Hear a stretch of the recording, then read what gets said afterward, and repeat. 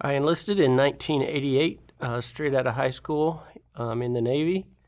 I served in Desert Shield and Desert Storm on USS San Jacinto.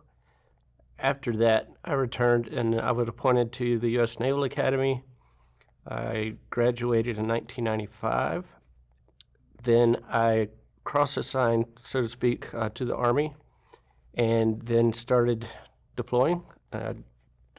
Previously I deployed to Iraq on a ship twice, and then I deployed again, associated with the Army, and then to Afghanistan. After that, I retired in 2015, and once I left the military, I used my GI Bill to go to the University of Arkansas.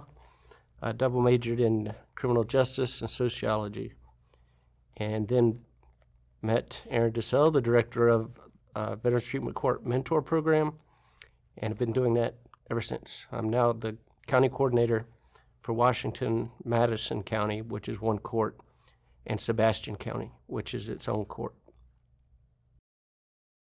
My job as county coordinator is to recognize those potential good relationships and pair those mentors with the mentees that would be appropriate and helpful and effective.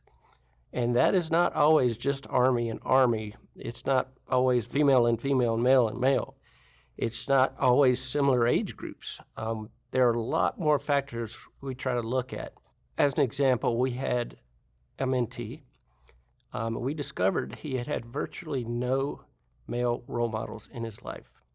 They were either passed away, deceased, or in prison.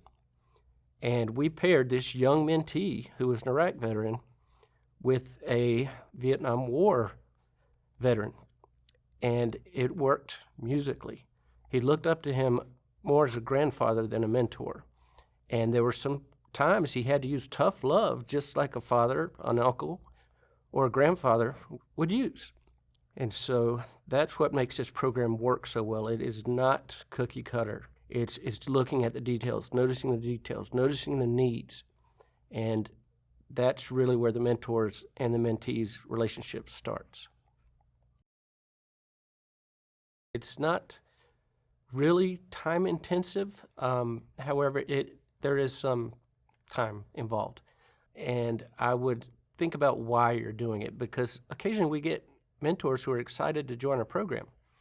And a couple of weeks later, that excitement has kind of worn off. So what we look for are people who are really dedicated. They're really serious about taking on this role, because it's important to have relationships with mentees that last, and instead of having a revolving door of leadership in our program.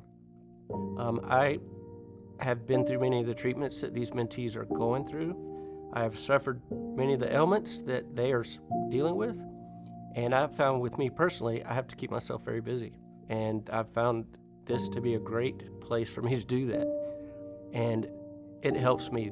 Sometimes I feel sort of selfish in a way, because I'm doing this for me.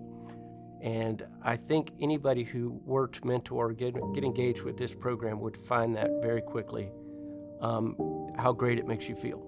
How every day you go to sleep at night and you know that, hey, I got Jim and his wife and their grandkids, they have food on the shelf right now because I helped organize that. Or somebody now has visitation with their kids after 2 years, and I helped organize that. And I'm frankly getting goosebumps right now just thinking about some of the stories of these veterans and how we were able to step in, because there is a shortfall in caseworkers in all court systems because their caseload is so big. And we get to work with individuals and make their quality of life so much better. And I don't know, I think I was put in this spot for a reason.